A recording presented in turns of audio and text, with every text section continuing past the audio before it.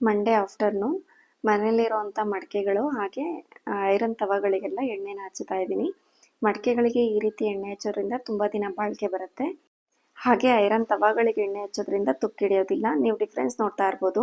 ದೋಸೆ ಹಂಚಿನ ತಳ ತುಂಬಾನೇ ಚೆನ್ನಾಗಿದೆ, ಹಾಗೆ ಪಡ್ಡಿನ ಹಂಚಿನ ತಳ ತುಂಬಾ ಹಾಳಾಗಿದೆ. ದೋಸೆನ ಜಾಸ್ತಿ ಮಾಡೋದ್ರಿಂದ ದೋಸೆ ಹಂಚಿಗೆ ಆಗಾಗ ಹಚ್ಚಿ ಇಡ್ತಾ ಇದ್ದೆ.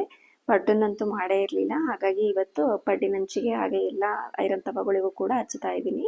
ಮಡಿಕೆಗಳನ್ನ ಎಣ್ಣೆ ಹಚ್ಚಿ ಬಿಸಿಲಿಗೆ ಇಡಬೇಕು ಅಂತ ಏನಿಲ್ಲ. ನಾನು ಸೀಸನಿಂಗ್ ಮಾಡುವಾಗ ಸ್ಟಾರ್ಟಿಂಗ್ ಕೂಡ ಬಿಸಿಲಿಗೆ ಇಟ್ಟಿಲ್ಲ. ಹೊಸದ್ರಲ್ಲಿ ಎಲ್ಲ ಹಚ್ಚಿಟ್ಟು ನಂತರ ಬೇಲ್ದಣ್ಣು ಇತ್ತು ಮನೆಯಲ್ಲಿ ತಗೊಂಡ್ಬಂದಿದ್ದು, ಅದಕ್ಕೆ ಬೆಲ್ಲ ಹಾಕಿ ಸ್ವಲ್ಪ ಏಲಕ್ಕಿ ಪುಡಿನ ಹಾಕಿ ಮಿಕ್ಸ್ ಮಾಡಿ ಕಲಸಿಡ್ತಾ ಇದ್ದೀನಿ. ಸಂಜೆ ಟೈಮ್ಗೆ ತಿನ್ನೋದಕ್ಕೆ ಬರುತ್ತೆ ಅಂತ ಹೇಳಿ. ಮನೆ ಅಂದ ಹೆಚ್ಚಾಗೋದು ಈ ಗಿಡಗಳಿಂದಾನೆ ಅಂತಾನೆ ಹೇಳ್ಬೋದು. ಒಂದು ಇಂಡೋರ್ ಪ್ಲಾಂಟ್ನ ತಗೊಂಡ್ಬಂದಿದ್ದೆ.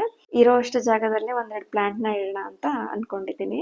ನೋಡೋದು ಕೂಡ ತುಂಬಾ ಚೆನ್ನಾಗಿ ಕಾಣುತ್ತೆ, ಹಾಗೆ ಮನಸ್ಸಿಗೂ ಕೂಡ ಅಷ್ಟೇ ಖುಷಿ ಕೊಡುತ್ತೆ ಗಿಡಗಳನ್ನು ನೋಡಿದ್ರೆ. ಅದನ್ನ ರೀಪಾಟ್ ಮಾಡಿಟ್ಟೆ.